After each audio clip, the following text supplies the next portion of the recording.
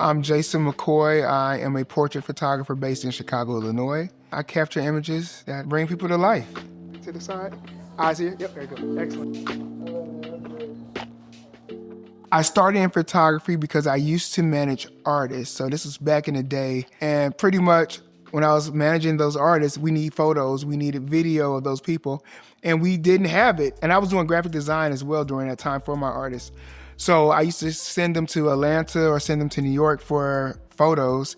And I said I needed a quicker turnaround and I needed a quicker way to get things done. And at that time, I didn't know too many photographers that photographed dark skin in Chicago. So I said I should learn myself. So I went to Atlanta, took some workshops, trained, and I came back to Chicago, practiced what I learned in Atlanta. And then I started practicing on my clients and it sort of became a thing. I moved to Chicago for college. After finishing college, I had a first job at an e-commerce department.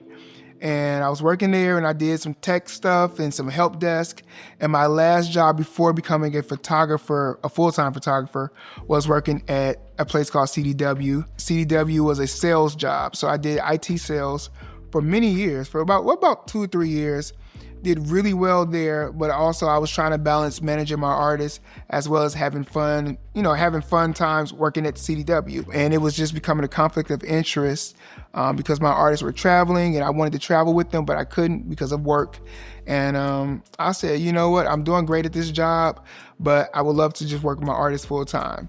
And the opportunity for me to work with my artists full time came when I was working at CDW. I was doing very well. And then because it's a sales job, they took off the top 20% of our sales book to divide it amongst other categories. And that brought me back to almost starting back over from the beginning. And when I started my sales job, we did 90 calls per day, 60 to 90 calls per day. And I didn't want to go back to that. So that's what gave me the fuel to go ahead and be a full-time photographer. Hands down right here and bring it right here. The first time I was in the studio, I had partnered with someone. But the second part of this whole full-time business was me opening my own studio where I moved into a blank box. And I had to put all the furniture in, all the TVs, all the lighting, everything. So more financially, it was more of a burden. But at opening my first studio, all I needed was one light and a camera. So it was pretty simple. When I first opened my business, right, in my full-time studio, I thought all the clients were going to just be rushing in, right? And it didn't happen that way.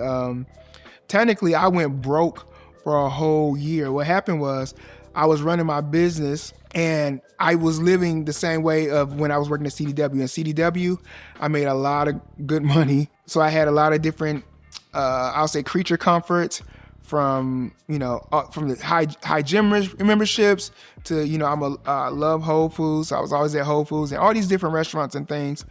And I thought I could still continue living that lifestyle while building my new business after quitting my corporate job, and the money did not come in that way. So out of nowhere, I feel like I went broke. So I went broke for a good 1.5 to 2 years until I started reading books about sales and marketing. That's when I learned about marketing myself, and I was able to sort of dig myself out of debt and dig myself out of no sales to starting to get clientele and to really put myself out there. Once I really start talking about what I do, speaking to different people about it. I was doing flyers, posting them on people's cars at church concerts. I would go to church concerts. That's what we used to do. I used to hire this little dude, Mike, actually. I used to hire Mike. And sometimes I would do it myself, and I would have these 4x6 cards with my photos on it, my information, and we used to put them on all the cards during a church concert or a big event. And that's how I used to market before Facebook and Instagram and all that other stuff. But anyway, I ended up drumming up business. I think one of my first artists that I photographed was Kenny Lewis. He was the first artist that Chicago knew that I photographed, where it got a lot of attention. More people around Chicago started reaching out. And then I was working with this group called G3. Donald Buster was in G3. And I was managing them. So then while I was managing them and doing photos, people started really finding out who I was. I was at a lot of the concerts so people could really connect with me and meet me. And that's really started growing from there. And then one of my mentors, Dolores Mebang, is the one that put me in touch with the political realm. And I started doing stuff for different politicians here in Chicago and events. And that brought me into the corporate side. So that's how I got into the early stages of that type of stuff. There you go, great. I like that smile, yeah. I've had multiple milestones that was sort of like incremental increases in my exposure and notoriety here. First, it was working with Kenny Lewis and then doing the things with Donald Buster Woods and G3. And then I was at a conference, a photography conference workshop, and I was working with this photographer, and he wanted to see some of my work. I showed him all my corporate stuff, and he said, that's great, but that doesn't really like hit my soul. Like, show me something like some personal work. So I did these photos of two friends of mine at the time, and they were nude images, and I showed it to him and his wife, and his name was John Keatley and Nichelle Keatley. I showed it to them, and they was like, wow, these photos are really awesome. And I thought they were okay, but they were very artistic nude shots, and they were like Nichelle, his wife, she started crying and having a tear, and she said, there's so much energy and all this stuff in the photos. And I'm like, okay, well, I don't want to put these out because I am a preacher's kid. I'm from a church. I'm a church boy. I don't know about putting this stuff out. And most of my clients at that time were all like church clients. And he said, you got to put it out. You got to put it out. So on my way back, leaving from that workshop, I called my mother and said, you know what? I'm going to put these images out. I'm going to send them to you. Let me know your thoughts, but I want to put these out. And she said, you know what, go ahead. Church folks gonna talk no matter what, so go ahead and put the images out. Really, right after I put those images out, probably about 4 months later, I got an email from Ebony Magazine, from their creative director or editor, and they asked me, did I own these images? I'm like, yes, I'm the owner of those images. They saw them on Pinterest or something. I forgot where they saw them at. They saw them somewhere online. When they reached out to me, they said, we want to feature those in the magazine. And I was like, absolutely. And they sort of walked me through, submitting and all that stuff.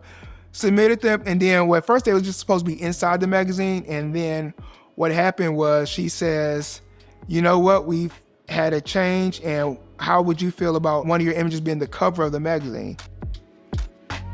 I was absolutely overjoyed. I was like, this would be phenomenal. Like, I thought a cover of the magazine. I didn't know how I was going to ever get the cover of a magazine, but that was one of my goals. And they just chose the image that was already shot and put it on the cover of the magazine from that series. And that's how I ended up with my first cover.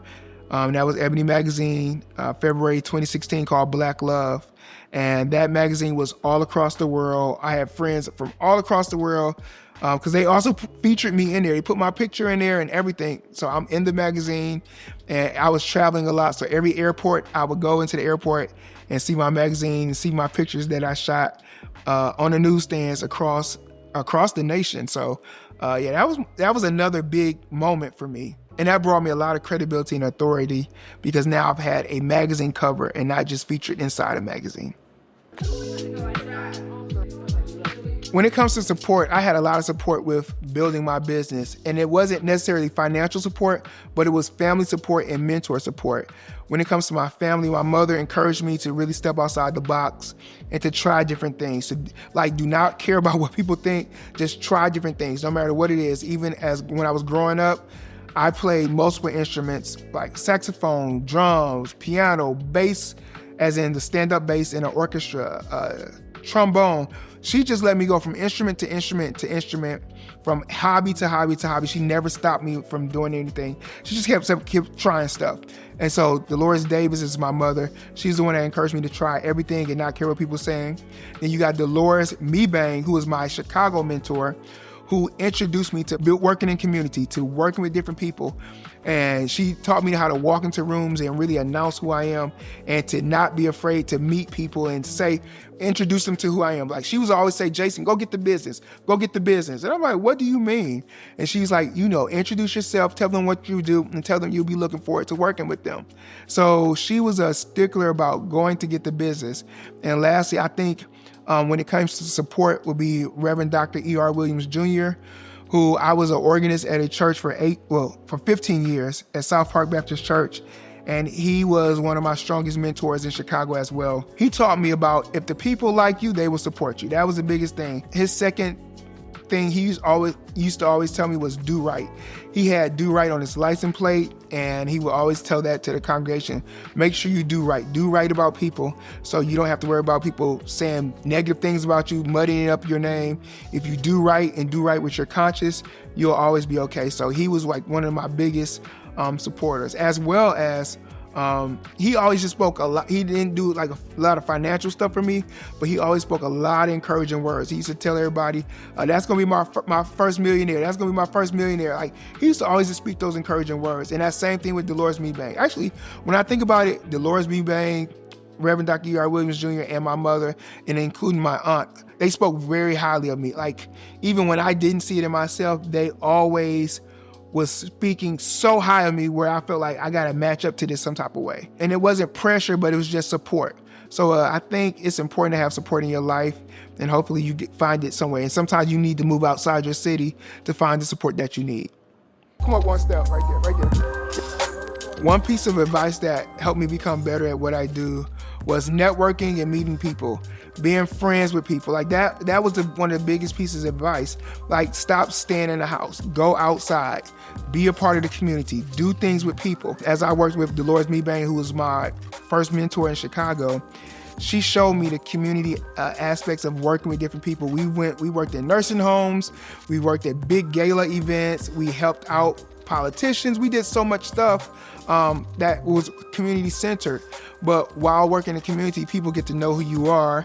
And then, of course, they want to know what you do. I shared my business with them. And then that's how I started building my business. So really going outside of my comfort zone, meeting people and supporting different community events, supporting church events, supporting artists, really just getting outside your house and getting outside your comfort zone and meeting people is one of the biggest things that really helped change my business. One thing to remember is consistency.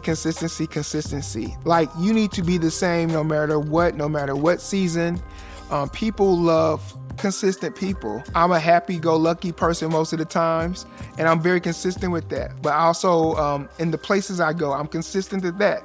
As in, the people that see me always see me. When it comes to my gym time, my people see me. I love habit, I love consistent, and people love consistency. So yes, be consistent, but also never be afraid to step outside the box, because you never know when you need to rebrand yourself and pivot in your career, in your life. So when you get ready to pivot or rebrand yourself, go ahead and do it because you want to do it. Don't wait for someone to validate you, and don't wait for someone to say, yes, great job. Don't wait for someone to motivate you to do it. When you feel like it's time for you to make a change, make a pivot, make a rebrand, you should do it because you feel inside your heart that it's time for you to do it.